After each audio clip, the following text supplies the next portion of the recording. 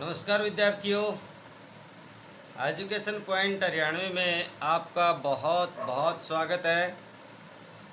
विद्यार्थियों, हमारी जो पुस्तकें हैं गद्य और पद्य भाग, वो मैं आपको करवा चुका हूँ।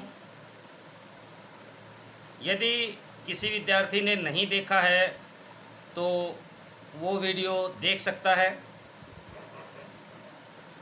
आज से हम अभिव्यक्ति एवं माध्यम जो आपकी पुस्तक है उसको करने जा रहे हैं। तो ये आपकी पुस्तक है वो 20 अंक के लिए आती है। बिल्कुल बारीकियों से मैं इसके सारे क्वेश्चन आपको करवाऊंगा और जिन क्वेश्चनों को विशेष रूप से मैं आपको बताऊं तो उनको आपको टिक भी कर लेना है और अपनी कॉपी में भी लिख लेना है और याद भी करना है। तो आइए, आपका समय बिल्कुल ख़राब न करते हुए चलते हैं। आपका जो पहला अध्याय है उसका नाम है जन संचार माध्यम। वैसे मैं इस पर एक वीडियो पहले +1 और +2 का दे चुका हूँ। उसमें जनसंचार माध्यम, जनसंचार क्या होता है, ये सारे क्वेश्चन उसमें पुटअप हो चुके हैं। अब हम केवल जो +2 के सिलेबस में क्वेश्चन हैं उन क्वेश्चनों को करेंगे। यदि आप मेरे चैनल पर नए हैं तो भाई चैनल को सब्सक्राइब ज़रूर कर लीजिएगा। और इस लॉकडाउन के दौर में अपना जो सिलेबस है बिल्कुल आपको मैं उसी तरह से करवा रहा हूँ जैसे आपका क्लास टीचर आपको क्लास में करवाता है। यदि आप विधिवत रूप से पढ़ोगे तो आपको है ना बिल्कुल एहसास नहीं होगा कि हम स्कूल में जाके अध्ययन नहीं कर रहे हैं। तो पहला जो क्वेश्चन है भाई, जनसंचार के विभिन्न माध्यमों की खूबियाँ और खामियाँ यानी कमियाँ क्या क्या हैं। तो पिछले वीडियो में हम पढ़ चुके हैं जनसंचार के माध्यम कौन कौन से होते हैं। मुख्य रूप से जनसंचार का माध्यम है, हमने माना भाई रेडियो है, प्रिंट मीडिया है, टेलीविज़न है और आजकल के दौर की हम बात करें तो इंटरनेट भी है। यानी हम अपने बातों को दूसरों तक पहुंचा सके। तो उसमें कुछ खामियां भी रहती हैं, कुछ खूबियां भी होती हैं। कहते हैं ना, एक सिक्के के दो पहलू होते हैं, अच्छा भी होता है बुरा भी होता है। तो आइए देखते हैं आपका ये प्रश्न नंबर 1। जनसंचार के विभिन्न माध्यमों से हमारा रोज़ कम या ज़्यादा वास्ता पड़ता है। अगर हमसे पूछा जाए कि आप इन सभी माध्यमों में से सबसे अधिक किसे पसंद करते हैं और क्यों, तो हमारा जवाब होगा, क्या होगा? शायद हम थोड़ा सोच में पड़ जाएं। हमारा उत्तर चाहे जो भी हो, इतना तो तय है कि इस सवाल का कोई एक निश्चित जवाब नहीं हो सकता। संभव है हमें टीवी ज़्यादा पसंद हो और हमारे दोस्त को रेडियो। हमारा दोस्त रेडियो सुनने या और पढ़ने कमरे में फुर्सत या कुछ और काम करते हुए सुनता हो। इसी तरह हमारे किसी और साथी को पढ़ना पसंद हो और उससे उसके फुर्सत के क्षण में अखबार या पत्रिकाओं के साथ गुजरते हों, जबकि हमारा कोई अन्य दोस्त इंटरनेट पर चैटिंग करते या कुछ और पढ़ते देखते हुए उसी से चिपके रहना पसंद करता हो। या हमारे अन्य दोस्त अलग अलग जनसंचार माध्यमों को इसलिए अधिक पसंद करते हैं क्योंकि उनकी विशेषताएं या खूबियां हमारी और हमारे दोस्तों के मिजाज, रुचियां, ज़रूरत और पहुंच के अनुकूल हैं। स्पष्ट है कि हम सब अपनी अपनी रुचियों और ज़रूरतों और स्वभाव के अनुसार के मुताबिक माध्यम चुनते हैं और इसका इस्तेमाल करते हैं। इसका अर्थ ये हुआ कि हर माध्यम की अपनी कुछ विशेषताएं भी हैं, खूबियां भी हैं, तो कमियां भी हैं। जिनके कारण कोई माध्यम विशेष किसी को अधिक पसंद आता है तो किसी को कम आता है। भाई हमें इससे हमें यह नहीं समझना चाहिए कि जनसंचार का कोई माध्यम एक माध्यम सबसे अच्छा है, बेहतर है, या कोई एक किसी दूसरे से कमतर है। सबकी अपनी अपनी खूबियाँ और अपनी अपनी कमियाँ हैं। जैसे इंद्रधनुष की छटा अलग अलग रंगों के साथ एक साथ आने से बनती है, वैसे ही जनसंचार के विभिन्न माध्यमों की असली शक्ति उनके परस्पर पूरक होने में है। जनसंचार के विभिन्न माध्यमों के बीच फर्क चाहे जितना हो, लेकिन वे आपस में प्रतिद्वंदी नहीं बल्कि एक दूसरे के पूरक और सहयोगी हैं। इससे हमें ज्ञात होता है कि अखबार में समाचार पढ़ने और रुक करके उस पर सोचने में एक अलग तरह की संतुष्टि मिलती है, जबकि टीवी पर घटनाओं की तस्वीरें उनकी जीवंतता का एहसास होता है। इस तरह से रोमांच अखबार या इंटरनेट पर नहीं मिल सकता। अगर रेडियो पर खबरें सुनते हुए हम जितना मुक्त होते हैं उतना किसी और माध्यम से संभव नहीं है। इंटरनेट अंतर क्रियात्मक या इंटर एक्टिविटी और सूचनाओं के विशाल भंडार का अद्भुत माध्यम है। एक बटन दबाते ही हम सूचनाओं के अथाह संसार में पहुंच जाते हैं। जिस भी विषय पर हम जानना चाहते हैं, इंटरनेट के जरिए हम वहां पहुंच सकते हैं। ये सभी माध्यम हमारी अलग अलग ज़रूरतों को पूरा करते हैं और इन सभी की हमारे दैनिक जीवन में कुछ ना कुछ उपयोगिता है। यही कारण है कि अलग अलग माध्यम होने के बावजूद इनमें से कोई समाप्त नहीं हुआ, बल्कि इन सभी माध्यमों का लगातार विस्तार और विकास हो रहा है। अब हम इन सभी माध्यमों की अलग अलग खूबियों और कमियों को जानने का प्रयास करेंगे। आइए अब सबसे पहले हम बात करते हैं प्रिंट मीडिया की। तो बारीकी से जानेंगे प्रिंट मीडिया के बारे में, यानी जिसको हम मुद्रित माध्यम कहते हैं। प्रिंट मीडिया यानी मुद्रित माध्यम जनसंचार के आधुनिक माध्यमों में से सबसे पुराना है।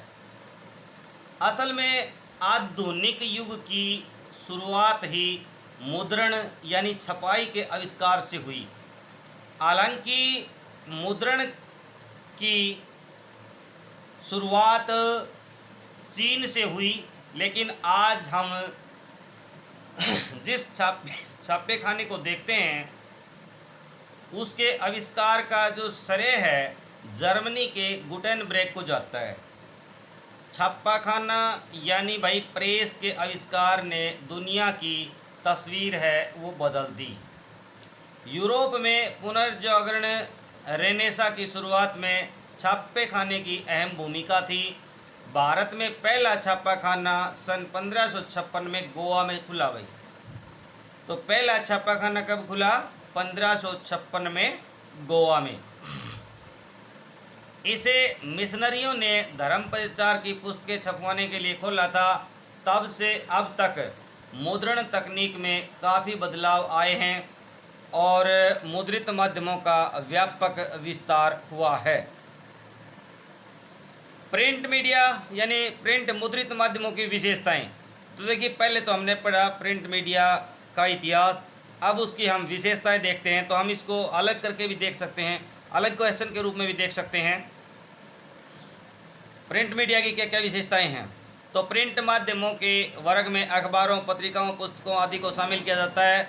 हमारे दैनिक जीवन में इसका विशेष महत्व है। प्रिंट माध्यमों की विशेषताएं निम्नलिखित हैं। 1. प्रिंट माध्यमों के छपे शब्दों में स्थायित्व होता है। हम उन्हें अपनी रुचि और इच्छा के अनुसार धीरे धीरे पढ़ सकते हैं। पढ़ते पढ़ते कहीं भी रुक करके सोच विचार कर सकते हैं। इन्हें बार बार पढ़ा जा सकता है। इसे पढ़ने की शुरुआत किसी भी पृष्ठ से की जा सकती है। इन्हें लंबे समय तक सुरक्षित रख करके संदर्भ की भांति प्रयुक्त किया जा सकता है। यह लिखित भाषा का विस्तार है, जिससे लिखित भाषा की विशेषताएं निहित हैं। लिखित और मौखिक भाषा में सबसे बड़ा अंतर यह है कि लिखित भाषा अनुशासन की मांग करती है, बोलने में एक शब्द स्फूर्तता आती है, लेकिन लिखने में भाषा, व्याकरण, वर्तनी और शब्दों में उपयुक्त इस्तेमाल का ध्यान रखना पड़ता है। इसके अलावा उसे एक प्रचलित भाषा में लिखना पड़ता है ताकि उसे अधिक से अधिक लोग समझ पाएं। मुद्रित माध्यमों की अन्य विशेषता यह है कि यह चिंतन, विचार और विश्लेषण का माध्यम है। इस माध्यम से आप गंभीर और गूढ़ बातें लिख सकते हैं, क्योंकि पाठक के पास न सिर्फ उसे पढ़ने और समझने और सोचने का समय होता है, बल्कि उसकी योग्यता भी होती है। असल में मुद्रित माध्यमों का पाठक वही हो सकता है जो साक्षर हो, यानी अनपढ़ लोग इसको नहीं पढ़ सकते, जिसे औपचारिक या अनौपचारिक शिक्षा के जरिए एक विशेष स्तर पर की योग्यता हासिल की हो। प्रिंट मीडिया की सीमाएं या कमियां भाई, मुद्रित माध्यमों में कुछ कमियां भी हैं भाई। सबसे बड़ी कमी तो ये है कि भाई इसको निरक्षर व्यक्ति नहीं पढ़ सकते, यानी निरक्षरों के लिए मुद्रित माध्यम किसी भी काम के नहीं है।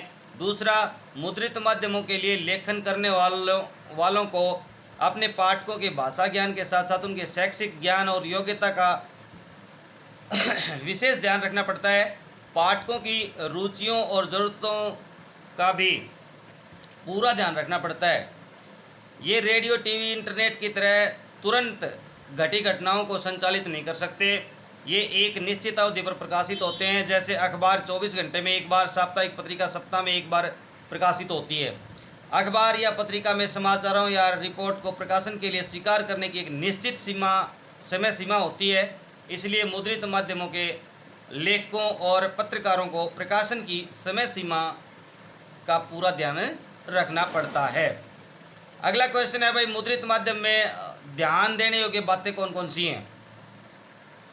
सबसे पहले मुद्रित माध्यमों में लेखक को जगह यानी स्पेस का पूरा ध्यान रखना चाहिए। जैसे किसी अखबार या पत्रिका के संपादन ने अगर 250 शब्दों की रिपोर्ट या फीचर लिखने को कहा है तो उसे शब्द सीमा का ध्यान रखना पड़ेगा।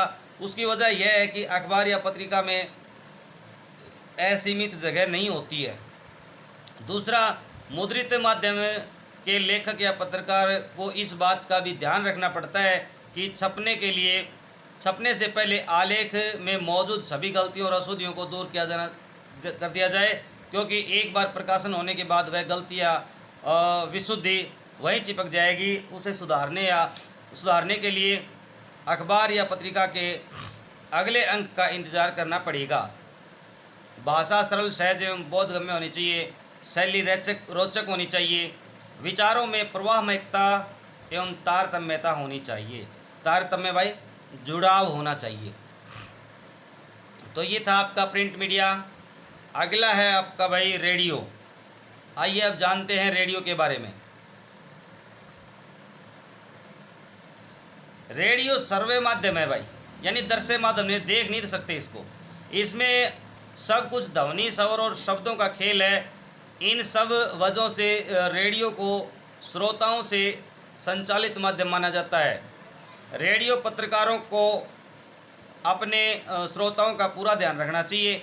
इसकी वजह यह है कि अखबार के पाठकों को यह सुविधा उपलब्ध नहीं रहती कि वे अपनी पसंद और इच्छा से कभी भी और कहीं भी पढ़ सकते हैं। अगर किसी समाचार या लेख या फीचर को पढ़ते हुए कोई बात समझ में नहीं आई तो पाठक उसे फिर से पढ़ सकता है या शब्दकोश में अर्थ देख सकता है या किसी से पूछ सकता है, लेकिन है ना रेडियो के श्रोता को यह सुविधा उपलब्ध नहीं होती है। वह अखबार की तरह रेडियो समाचार बुलेटिन को कभी भी और कहीं भी नहीं सुन सकता। उसे बुलेटिन के प्रसारण के समय का इंतजार करना होगा और फिर शुरू से अंत तक बारी बारी से एक के बाद दूसरा समाचार सुनना होगा। इस बीच वह इधर उधर नहीं आ जा सकता और न ही उसके पास किसी गूढ़ शब्द या वाक्यांश के आने पर शब्दकोश का सहारा लेने का समय होता है। अगर वह शब्दकोश में अर्थ ढूंढने लगेगा तो बुलेटिन आगे निकल जाएगा। इस तरह स्पष्ट है कि रेडियो में अखबार की तरह पीछे लौटकर सुनने की सुविधा नहीं है। अगर रेडियो बुलेटिन में कुछ भी भ्रामक या अरुचिक रहे तो संभव है कि श्रोता तुरंत स्टेशन बदल देगा। दरअसल रेडियो मूलतः एक रेखीय यानी लीनियर माध्यम है और रेडियो समाचार बुलेटिन का स्वरूप, ढांचा और शैली इस आधार पर तय होती है। रेडियो की टेलीविज़न की एक रेखीय माध्यम है। रेडियो की तरह टेलीविज़न भी एक रेखीय माध्यम है, लेकिन वहाँ शब्दों और ध्वनियों की तुलना में दृश्यों यानी तस्वीरों का महत्व सर्वाधिक होता है। टीवी में शब्द दृश्यों के अनुसार और उनके सहयोगी के रूप में और शब्द सहयोगी के रूप में चलते रहते हैं, लेकिन रेडियो में शब्द और आवाज़ ही सब कुछ होती है। अब ये जो है ना क्वेश्चन है, जो बहुत महत्वपूर्ण क्वेश्चन है, ये समाचार लेखन की उल्टा पिरामिड शैली, जो एग्जाम में लगभग इसके बारे में पूछा जाता है। उल्टा पिरामिड शैली में समाचार के सबसे महत्वपूर्ण तथ्य को सबसे पहले लिखा जाता है और उसके बाद घटते हुए क्रम में अन्य तथ्यों को या सूचनाओं को या बताया जाता है। इस शैली में किसी घटना, विचार, समस्या का ब्यौरा काल अनुक्रम की बजाय सबसे महत्वपूर्ण तथ्य या सूचना से शुरू होता है। तात्पर्य यह है कि इस शैली में कहानी की तरह क्लाइमैक्स अंत में नहीं बल्कि खबर के बिल्कुल शुरू में आ जाता है। उल्टा पिरामिड शैली में कोई निष्कर्ष नहीं होता है। रेडियो समाचार की संरचना यानी रेडियो समाचार कैसे बनाए जाते हैं। भाई रेडियो के लिए समाचार लेखन अखबारों से कई मामलों में भिन्न है, क्योंकि दोनों माध्यमों की प्रकृति अलग अलग है। इसीलिए समाचार लेखन करते हुए उसका ध्यान देना भी बहुत ज़रूरी होता है।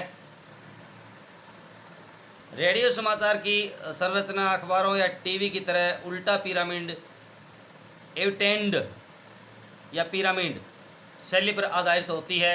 चाहे आप किसी भी माध्यम के लिए समाचार लिख रहे हों, समाचार लेखन की सबसे प्रचलित, प्रभावी और लोकप्रिय शैली जो है उल्टा पिरामिड शैली है।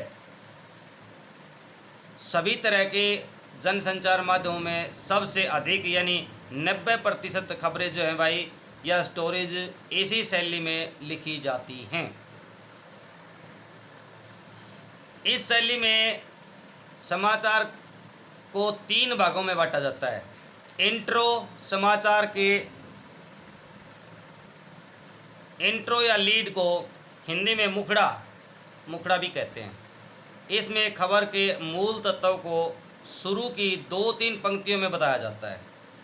यानी इसमें भाई इस तरह से बताया जाता है, आज पटना में 24 मरे, ये हेडिंग लगा दिया जाता है, इसको हम उल्टा पिरामिड शैली बोलते हैं। और फिर नीचे उनका है ना भाई ब्यौरा दिया जाता है कि किस तरह से मरे, हाँ, ये सारी चीज़ें बाद में आती हैं। यानी जो सबसे अट्रैक्टिव जो चीज़ होती है ना वो पहले लिखी जाती है, हेडिंग में लिखी जाती है। इसी को हम इंट्रो कहते हैं।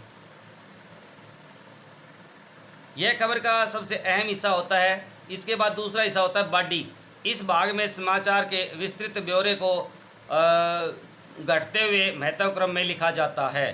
यानी आज पटना में 5 मरे ऊपर वाले में लिखा, तो नीचे वाले बीच वाले में लिखा जाएगा भाई।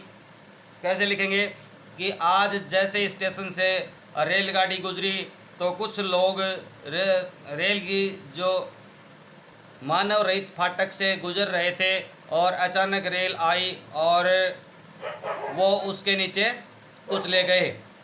इस तरह से बीच के हिस्से में आएगा समापन। इस शैली में अलग से समापन जैसी कोई चीज़ नहीं है, क्योंकि सारी चीज़ें उसमें बताई दी जाती हैं। इसमें प्रासंगिक तथा और सूचनाएं भी दी जाती हैं। अगड़ने, समाया, ओ जय ये है ना भाई, बस इसको यहीं छोड़ दो, यहीं तक। अगला है भाई रेडियो समाचार के इंट्रो के उदाहरण। जैसे अभी मैं आपको बता रहा था, उत्तर प्रदेश के उन्नाव जिले में एक बस दुर्घटना में आज 20 लोगों की मौत हुई।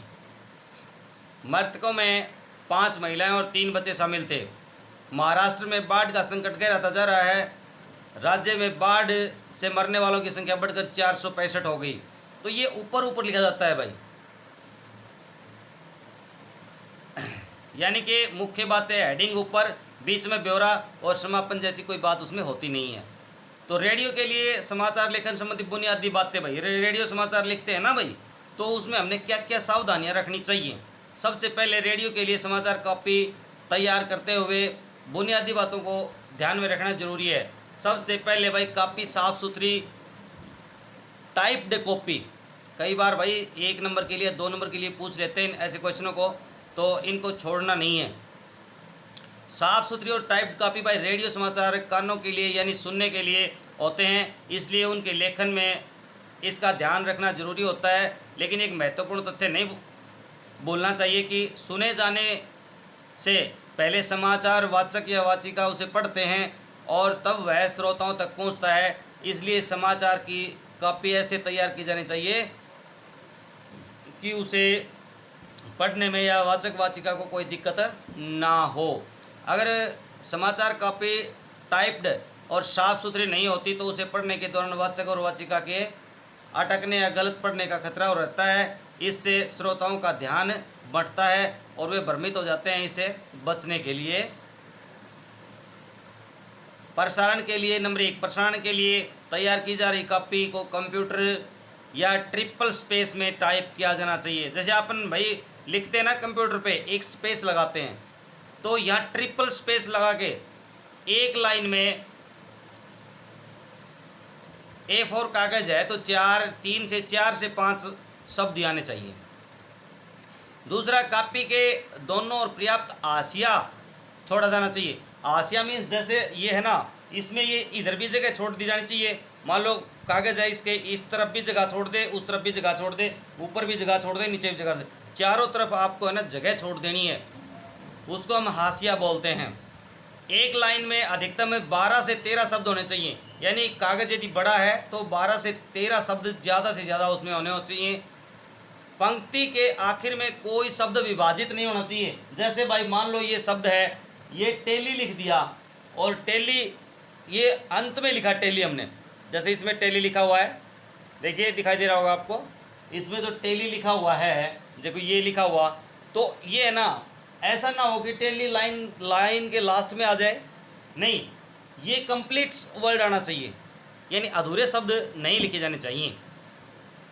पृष्ठ के आखिर में कोई लाइन अधूरी नहीं होनी चाहिए। समाचार कॉपी में ऐसे जटिल और उच्चारण में कठिन शब्द, संक्षिप्ताक्षर, एब्रिवेशंस, अंक आदि नहीं लिखने चाहिए। जैसे मान लो एक लेक्चन है और उसके सामने 5 जीरो लगा दी, तो अब वाचक वाचिका है ना, वो उसको पढ़ने की कोशिश करेगा, उन जीरो को पढ़ेगा ना, तब तक उसका समय निकल जाएगा। तो अंकों की बजाय उस संख्या को शब्दों में लिखें, 5 लाख, 7 लाख, 1 लाख, 2 लाख, जो भी है, इस तरह से लिखा जाना चाहिए, जिन्हें पढ़ने में जुबान लड़खड़ाने लग जाती है भाई उनमें। ये भाई रेडियो समाचार लेखन में अंक कैसे लिखें। इनमें अंकों को लिखने के मामले में खास सावधानी बरतनी चाहिए। जैसे 1 से 10 तक के अंकों को शब्दों में और 11 से 999 तक को अंकों में, यानी 1 से 10 तक तो शब्दों में, 11 से 999 तक को अंकों में। और भाई उसके बाद ये 2837550 लिखने की बजाय 28,35,550 लिखा जाना चाहिए, अन्यथा वाचक वाचिका को पढ़ने में मुश्किल होगी। अखबारों में प्रतिशत और हैश जैसे संकेत चिन्हों को से काम चल जाता है, लेकिन रेडियो में यह पूरी तरह वर्जित है। इन्हें प्रतिशत या डॉलर, सॉरी हैश नहीं, डॉलर होता है, डॉलर का निशान है जैसा, डॉलर लिखा जाना चाहिए। जहाँ भी संभव और उपयुक्त हो, दशमलव को उसके नज़दीकी पूर्णांक में लिखा जाना चाहिए, बेहतर होता है। इसी तरह से 28,37,550 रुपये को रेडियो में लगभग 28 लाख रुपये लिखना श्रोताओं को के समझाने में के लिहाज से बेहतर होता है। वित्तीय संख्याओं को उनके नज़दीकी पूर्णांकों में लिखा जाना चाहिए। खेलों के स्कोर को उसी तरह से लिखना चाहिए। सचिन तेंदुलकर ने अगर 98 रन बनाए हैं तो उसे लगभग 100 रन नहीं लिख सकते, यानी क्रिकेट के जो के तो लिखेंगे भाई हम। मुद्रास्फीति के आंकड़े नज़दीकी पूर्णांक में नहीं बल्कि दशमलव में ही लिखे जाने चाहिए। अगला है डेडलाइन, संदर्भ और भाई संक्षिप्त हस्ताक्षर, ये भी आ सकता है 2 अंक के लिए भी। रेडियो में अखबारों की तरह डेडलाइन अलग से नहीं बल्कि समाचार में गुथी हुई होती है। अखबार दिन में एक ही बार, वह भी सुबह और कहीं शाम छप कर आता है, जबकि रेडियो पर 24 घंटे समाचार चलते रहते हैं। श्रोता के लिए समय का फ्रेम होना आज होता है, यानी ज़रूरी होता है। इसलिए समाचार में आज और आज सुबह, आज दोपहर, आज शाम, आज तड़के आदि का इस्तेमाल किया जाता है। इसी तरह बैठक कल होगी या कल हुई बैठक में का प्रयोग किया जाता है। इस सप्ताह, अगले सप्ताह, पिछले सप्ताह, इस महीने, अगले महीने, पिछले महीने, इस साल, अगले साल, अगले बुधवार, पिछले शुक्रवार का इस्तेमाल किया जाना चाहिए। वैसे रेडियो समाचारों में आंकड़ों की संख्याओं का अत्यधिक इस्तेमाल नहीं करना चाहिए, क्योंकि श्रोताओं के लिए उन्हें समझ पाना काफ़ी कठिन होता है। रेडियो समाचार कभी भी संख्या से नहीं शुरू होना चाहिए। इसी तरह से तिथियों को भी उसी तरह से रखना चाहिए जैसे हम बोलचाल में इस्तेमाल करते हैं। 15 अगस्त 1985 न कि 15 अगस्त 1985। तो भाई ये हो गया डेडलाइन। अगला है डेडलाइन, संदर्भ और संक्षिप्त हस्ताक्षर का प्रयोग। रेडियो में अखबारों की तरह डेडलाइन अलग से नहीं बल्कि समाचारों में गुथी होती है। अखबार दिन में एक बार, ये शायद डबल प्रिंट है भाई, हाँ डबल प्रिंट है।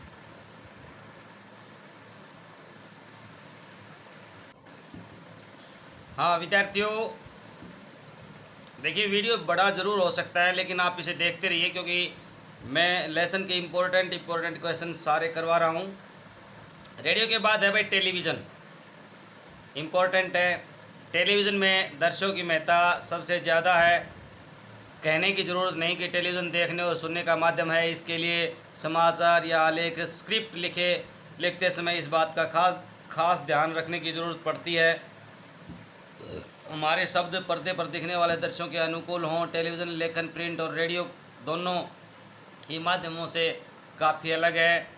इसमें कम से कम शब्दों में ज़्यादा से ज़्यादा खबर बताने की कला का इस्तेमाल होता है। टीवी के लिए खबर लिखने की बुनियादी शर्त दृश्य के साथ लेखन, दृश्य यानी कैमरे के लिए शॉट्स, जिसके आधार पर खबर बुनी जाती हैं। अगर शॉट्स आसमान के हैं तो हम आसमान की ही बात लिखेंगे, समंदर की नहीं। अगर कहीं आग लगी हुई है तो उस जगह हम आग का ही जिक्र करेंगे, पानी का नहीं।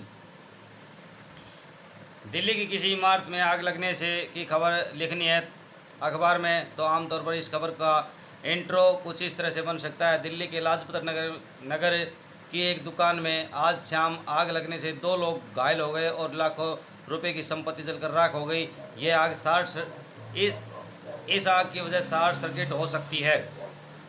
लेकिन टीवी में इस खबर की शुरुआत कुछ अलग होगी। दरअसल टीवी पर खबर 2 तरह से पेश की जाती हैं। इसका शुरुआती हिस्सा जिसमें कुछ मुख्य खबर होती है, बगैर दर्शक के न्यूज़ रीडर या एंकर पढ़ता है। दूसरा हिस्सा वह होता है जहां से पर्दे पर एंकर की जगह खबर से संबंधित दृश्य दिखाए जाते हैं। इसलिए टेलीविज़न पर खबर 2 हिस्सों में बटी होती है।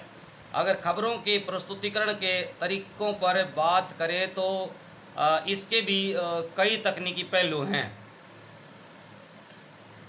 दिल्ली में आग की खबर को टीवी में पेश करने के लिए प्रारंभिक सूचना के बाद हम इसे इस तरह से लिख सकते हैं। आग की लपटें सबसे पहले शाम 4 बजे दिखी, फिर तेज़ी से फैल गई।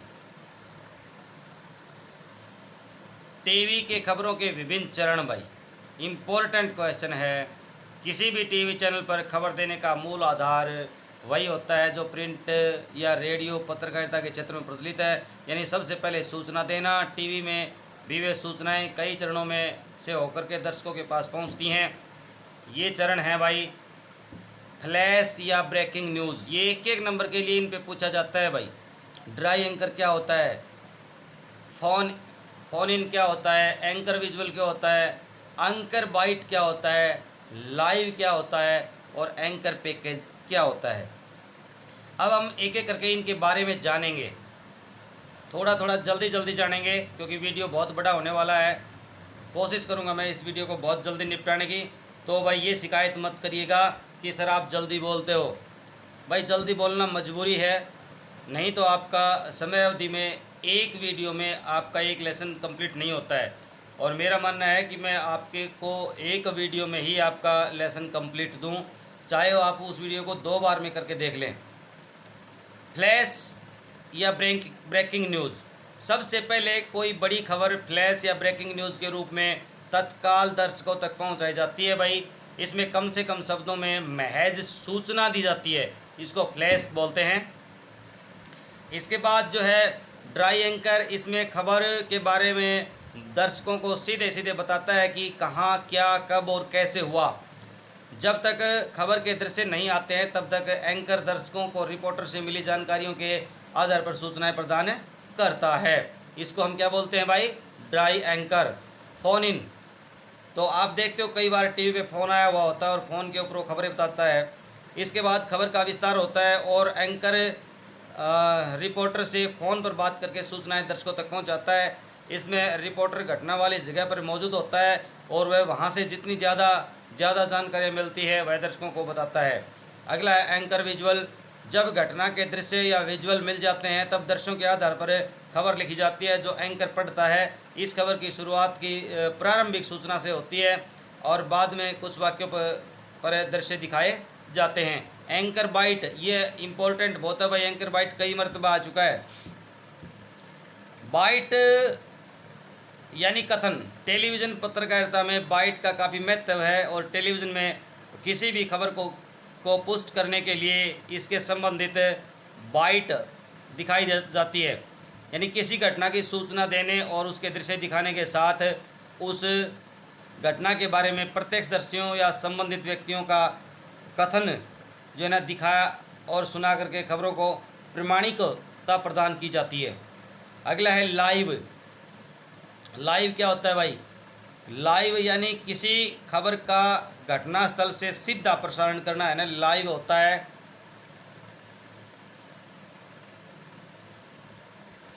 सभी टीवी चैनल कोशिश करते हैं कि किसी भी बड़ी घटना के दृश्य जो है वो लाइव दिखाएं, के दृश्य तत्काल दर्शकों तक सीधे पहुंचाए जा सके। इसके लिए मौके पर मौजूद रिपोर्टर और कैमरामैन ओबी वैन के जरिए घटना के बारे में सीधे दर्शकों को दिखाते हैं और बताते हैं। अगला है एंकर पैकेज। एंकर पैकेज किसी भी खबर को संपूर्णता के साथ पेश करने का एक जरिया है। इसमें संबंधित घटना के दृश्य उसमें जुड़े लोगों की बाइट ग्राफिक के जरिए ज़रूरी सूचनाएं आदि होती हैं। टेलीविज़न लेखन इन तमाम रूपों में ध्यान में रख करके किया जाता है जहां जैसी ज़रूरत होती है। अक्सर टीवी पर खबर लिखने की एक प्रचलित शैली दिखाई पड़ती है। पहला वाक्य दृश्य के वर्णन से शुरू होता है, जैसे दिल्ली में के रामलीला मैदान में हो रही यह सभा या फिर झील में छलांग लगाते हुए बच्चे।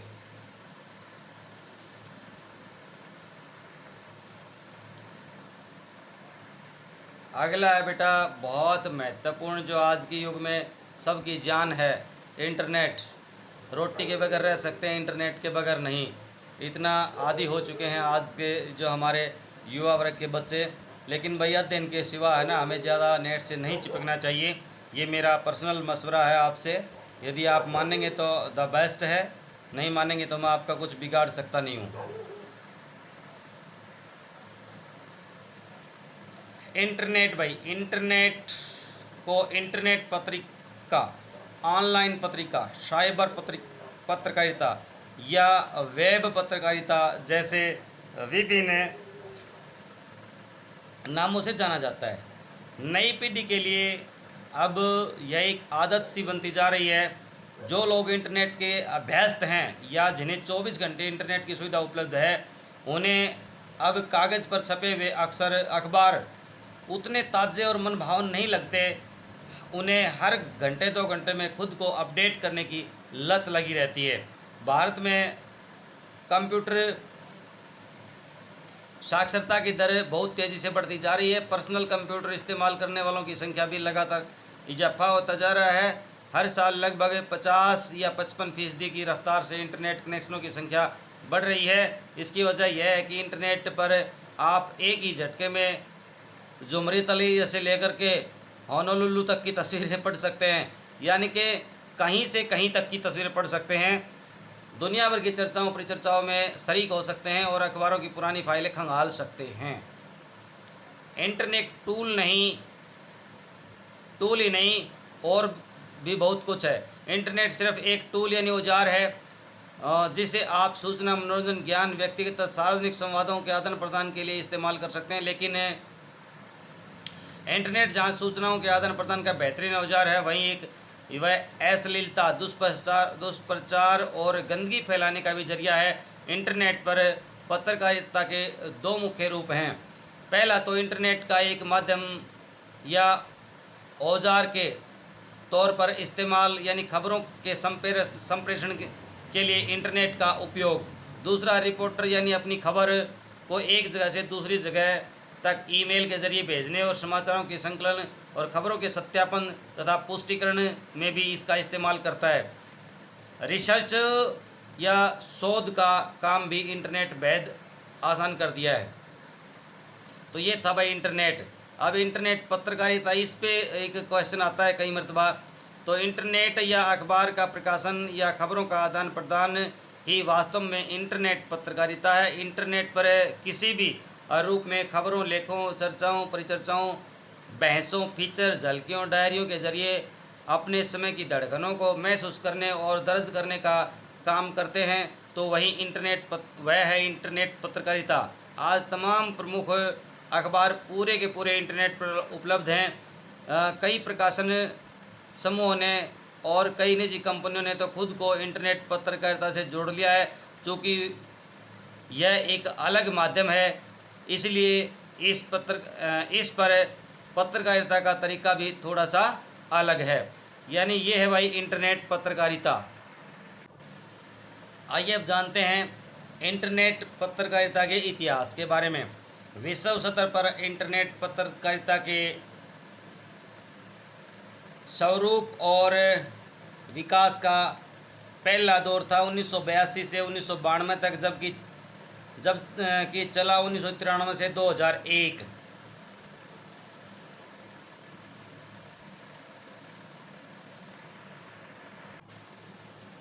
तीसरे दौर की इंटरनेट पत्रकारिता 2002 से अब तक की है। पहले चरण में इंटरनेट खुद प्रयोग के धरातल पर था, इसलिए बड़े प्रकाशक या समूह यह देख रहे थे कि कैसे अखबारों की सुपर इन्फॉर्मेशन हाईवे पर दर्ज हो। तब AOL यानी अमेरिका ऑनलाइन जैसी कुछ चर्चित कंपनियां सामने आई थी, लेकिन कुल मिलाकर प्रयोगों का दौर था। सच्चे अर्थों में इंटरनेट पत्रकारिता की शुरुआत 1983 से 2002 में के बीच हुई। इस दौर में तकनीकी स्तर पर भी इंटरनेट का ज़बरदस्त विकास हुआ। नई वेब भाषा HTML, high power hypertext, markup language आई और इंटरनेट ईमेल आया, इंटरनेट एक्सप्लोरर आया, नेटस्केप नाम के ब्राउज़र, वह औजार जिसके ज़रिए विश्वव्यापी जाल में गोते लगाए जा सकते हैं, ये आए। इन्होंने इंटरनेट को और भी सुविधा संपन्न और तेज़ रफ्तार वाला बना दिया। इस दौर में लगभग सभी बड़े अखबार और टेलीविज़नों के समूह विश्व जाल में आ गए। भारत में इंटरनेट पत्रकारिता, भाई अब तक तो हम विदेशों की बात कर रहे थे, तो भारत में इंटरनेट पत्रकारिता का भी दूसरा दौर चल रहा है। भारत के लिए पहला दौर 1993 से माना जा रहा है, जबकि दूसरा दौर सन 2003 से शुरू हुआ। पहले दौर में हमारे यहाँ भी प्रयोग हुए .com का तूफान आया और बुलबुले की तरह फूट गया। अंत वही टिके रह पाए जो मीडिया उद्योगों में पहले ही से ही टिके हुए थे। आज पत्रकारिता की दृष्टि से Times of India, Hindustan Times, Indian Express, Hindu Tribune, Statesman, Pioneer, NDTV, IBN, Zee News, Aaj Tak और आउटलुक की साइटें ही बेहतर हैं। इंडिया टुडे जैसी कुछ साइटें भुगतान के बाद ही देखी जा सकती हैं। जो साइटें नियमित अपडेट होती हैं उनमें Hindu times of India, outlook, Indian express, NDTV, आज तक और जी न्यूज़ प्रमुख हैं। लेकिन भारत में सच्चे अर्थों में यदि कोई वेब पत्रकारिता कर रहा है तो वह rediff.com, इंडियाई फॉलाइन व सिफ्फी जैसी कुछ ही साइटें हैं। रेडिफ को भारत की सबसे पहली साइट कहा जा सकता है जो कुछ गंभीरता के साथ इंटरनेट पत्रकारिता कर रही है। वेबसाइट पर विशुद्ध पत्रकारिता शुरू करने का श्रेय तहलका.com को जाता है। ये आगे नया क्वेश्चन उठ जाता है भाई, हिंदी नेट संसार, यानी पहले तो भाई पत्रकारिता शुरू हुई नेट पे, लेकिन है ना हिंदी का बोलबाला कब आया?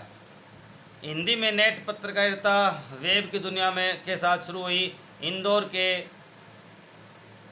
नई दुनिया समूह से शुरू हुआ। यह पोर्टल हिंदी का संपूर्ण पोर्टल है। इसके साथ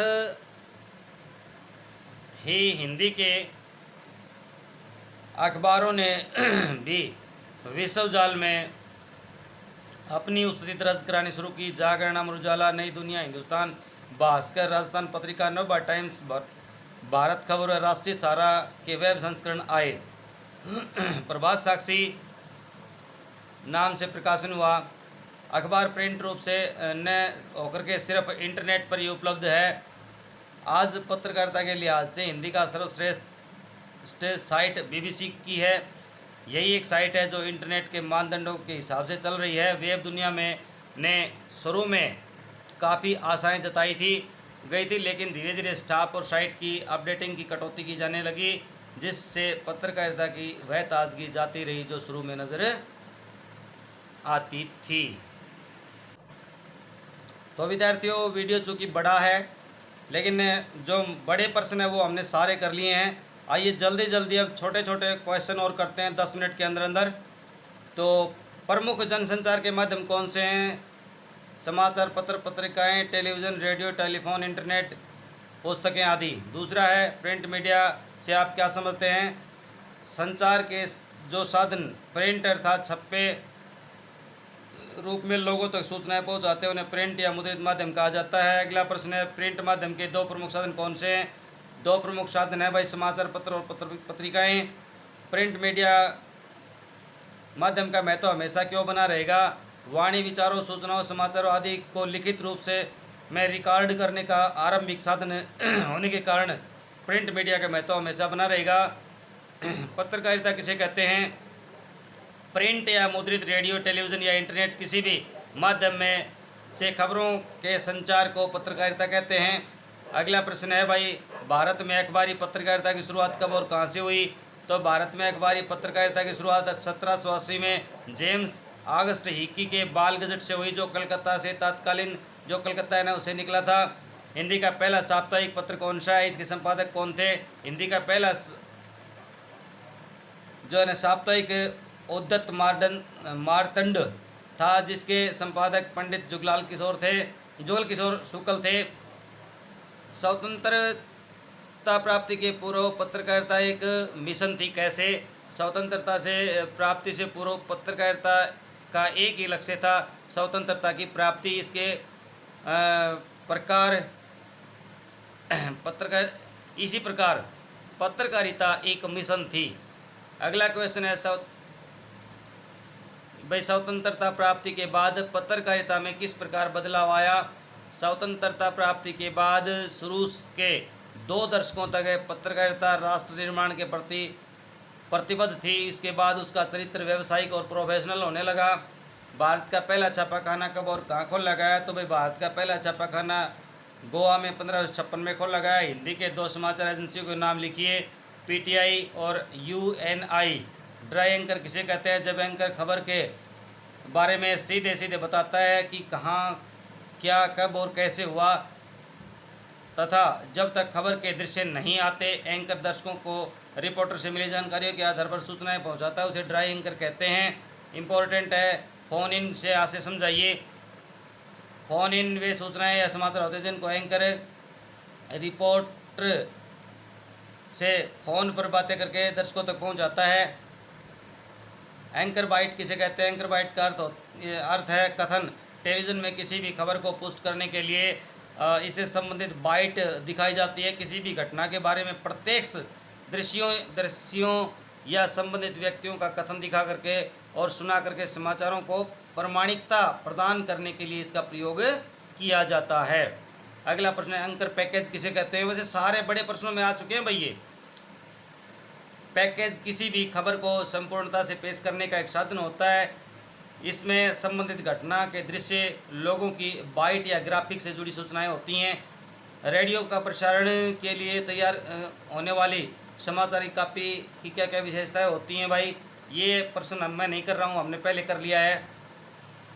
प्रिंट मीडिया के कौन कौन से लाभ हैं वो पीछे देख ले, ये भी हमने कर लिया है। डेडलाइन, ये क्वेश्चन बोल देता हूँ भैया, पीछे आ चुके हैं। डेडलाइन किसे कहते हैं? प्रिंट मीडिया लेखों किन किन बातों का ध्यान रखना चाहिए, ये भी आ चुका है भाई। मुद्रित या प्रिंट मीडिया की कमजोरियों का उल्लेख कीजिए। क्वेश्चन नोट कर लीजिएगा, पीछे आ चुका है ये भी। एनकोडिंग से आप क्या समझते हैं? संदेश भेजने के लिए शब्दों और संकेतों की ध्वनि चिन्हों का उपयोग किया जाता है। भाषा भी एक प्रकार का कूट चिन्ह या कोड है, अतः प्राप्तकर्ता को समझाने योग्य कूटों में संदेश बांधना कूटीकरण या एनकोडिंग कहलाता है। ब्रेकिंग न्यूज़ किसे कहते हैं भाई? ये आ चुका है जिसका नाम फ्लैश न्यूज़ है पीछे। पत्रकारी लेखन का महत्व भाई, पत्रकारी लेखन में सर्वाधिक महत्व समसामयिक घटनाओं की जानकारी देने में होता है। अखबार के अन्य माध्यमों से अधिक लोकप्रिय क्यों है? कारण बताइए। ये आ चुका है। वैसे अखबार अन्य माध्यमों से अधिक लोकप्रिय इसलिए क्योंकि छपा होने के कारण इसमें स्थायित्व है, इसे अपनी इच्छा के अनुसार कहीं भी कभी भी पढ़ा जाता है। तो विद्यार्थियों बहुत बहुत धन्यवाद, बड़े लंबे समय तक आपने वीडियो को देखा और पढ़ा। आशा आपने अपने नॉलेज को बढ़ाया होगा। इसमें महत्वपूर्ण प्रश्नों को आप ज़रूर लिख लें। प्रश्नों को थोड़ा सा छोटा करके लिख लें, कोई बात नहीं है, लेकिन सभी क्वेश्चन अनिवार्य हैं। लेसन यही लेसन जो है ना थोड़ा सा बड़ा है, आगे वाले लेसन छोटे हैं। तो मैंने कोशिश की है कि एक ही वीडियो में आपका लेसन कंप्लीट हो जाए। तो आपका बहुत बहुत धन्यवाद विद्यार्थियों। मिलते हैं लेसन नंबर 2 के साथ, तब तक के लिए जय हिंद, जय भारत विद्यार्थियों।